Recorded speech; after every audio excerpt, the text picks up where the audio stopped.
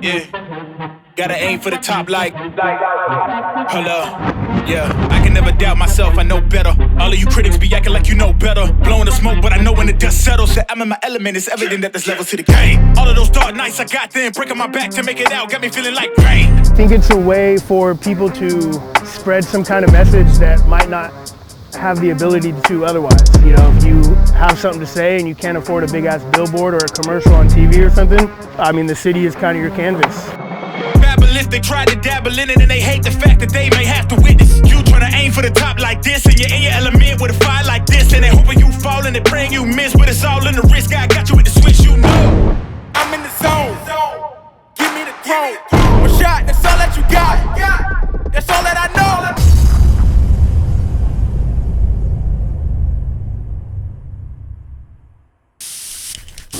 Ichabod, Why Me, Circle T, bunch of other crews. Well, I always did art, and one day I walked through this tunnel in a town near me, and I just saw like, this was in Boston, and it was just like the fame spot where everybody went to do burners and just flex, and I saw all kinds of shit there that I was like, oh man, I gotta do this. And that was 1997, and 25, 26 years later, still at it. Hi, I'm Mimi from Few and Far Crew. I've been doing graffiti for 23 years. I started doing graffiti, naturally kind of fell into it because I started skateboarding. I had a very rough childhood, so graffiti was a positive outlet for me. I didn't want to get into drugs and alcohol because there was so much rapid in my family that I knew I wanted to aspire to be more than living in a trailer and having a bunch of kids and having drugs and alcohol in my life. Hi, my name's Bribe. Got into graffiti around like 1989, 1990. Mainly from a bunch of skateboarding friends from Miami who used to travel up to Canada to skate, and I'd go back there down there to skate with them. They were kind of into graffiti, and you know, opened my eyes to it and became aware of it, and from then I've been hooked. Well, I write Question, and I started writing back in 2006. Basically, like most graph artists, I guess, seeing the trains go by when I was little, trying to draw my own name that way, and eventually just stumbled into graffiti. I write Noel, and couldn't skate anymore, so I just started writing graffiti because it's the only thing close to it, you know what I mean? I found out early on in the sort of capitalist scheme that I got to do what I got to do. I got to do what I want to do, and I can't be a worker drone in the economy. So I basically was all in on doing art. Did what I had to do to get by and, you know, pay the bills, and sort of, I like the rat race, I like spun out and crashed at an early age. So I just had to find another way around, and I just said I'm going to do art because it's what I love, and I'm only on, as far as I know, I'm only on the planet for one couple times around. So I got to do what I love, and it's I know I made the right choice because the rewards have been good and the people have been cool. I met some of the coolest people through this, and now I'm starting to break through, and actually make a little bit of money doing what I do. So it's been good. I could be like, the locations choose me, you know? Because it does. It is really like that. Sometimes you're just driving and you're like, damn, that's a nice spot, you know? That's a dope spot. So I guess, you know, I would like to say that I wish I could target like rich neighborhoods and strip malls and the super wealthy. That's where I would like to put graffiti, personally. I think that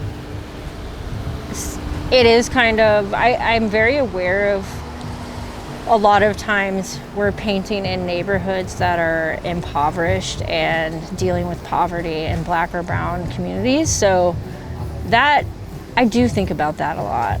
And it is, you know, obviously easier to do because not only does the government give less shits about it, but the cops give less shits. And so it's easier to paint in those places. I also paint trains and billboards and just whatever I feel like might be something that's good for my size. I'm kind of short, and something I can physically do. Before, it used to just be whatever. And I just didn't care. Like I've been in jail in Canada, in Cuba, in the States for graffiti, and I just, I still don't kind of care, but now I'm a little more cautious, especially in my own city, because I'm a victim of kind of my own success there. So I just, I'm very careful what I do. But if I go in other cities, and besides, I love painting stuff like this, trains. I hate to say it, but whatever would look sick as a picture. That's kind of how I try to choose my locations. When I walk into a place, if I see something that looks interesting as a picture, then I'll be like, I need to fucking put something there. I need to paint that. That's kind of how I do it. I was talking to Quest the other day, and he was telling me he saw it as like skateboarding. Like at one point, they're gonna have marked off legal walls that you can hit, kind of like skateboards. Skateboarding in the '90s, it'd be illegal to skate everything, so they started making skate parks. Someday they might have graffiti parks. I believe, whether it's just, straight up letters or just, productions or, even street art, I think it's just ways to communicate with neighborhoods and change the moods of neighborhoods, right? You can completely change the mood of an area just with color. So why not do it? Instead of like, if you have police controlling everything and taking out every single tag, all you ever see is like one tag on a wall, you're gonna notice it. But if you have a massive mural and you see some tag, you're not gonna pay attention to it. Like it's community enrichment.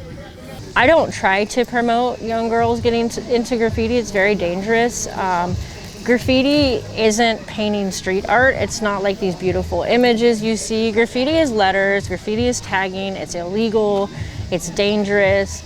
To me, it's like, not like, oh, it's so cool. It is a culture for people to find their way or develop how they need to. I definitely don't promote it to young girls. I am full-blown promoting murals and artwork.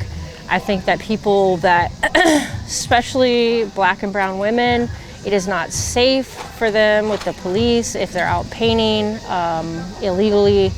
So it's, you gotta be mindful as a young girl about, as a femme, no matter, anything that doesn't look like a straight man, you have to fear for your life and your safety.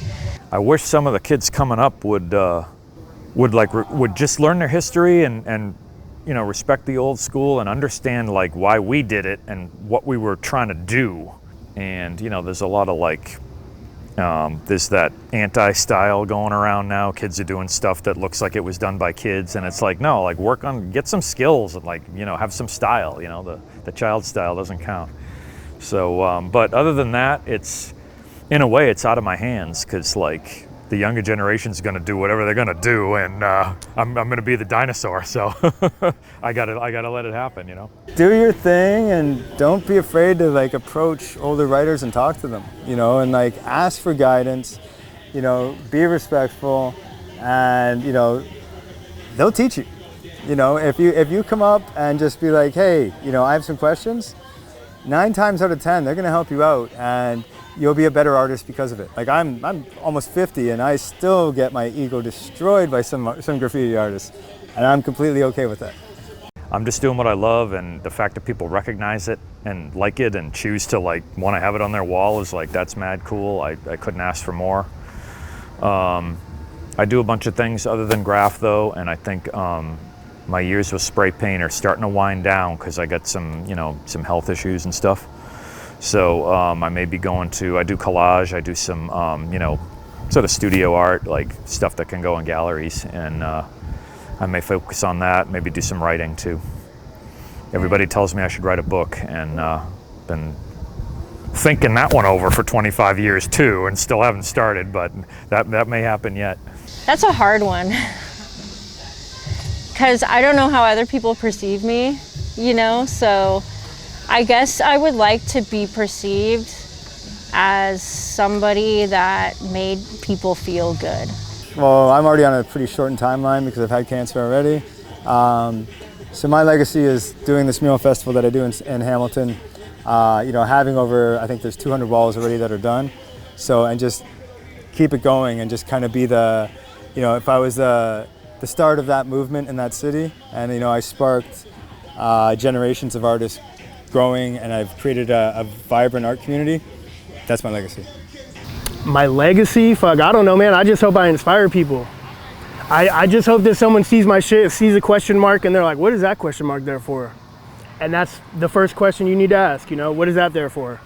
And hopefully that'll inspire them to stay curious and start asking more questions, you know? Got my heart no in the bed. Break you in, then it is every day. This sound like Argentina. Had to fist my demeanor. No, they don't want me breathing. Still I rose like Gandhi. Got on 3 Jesus pieces, looking like Jay-Z.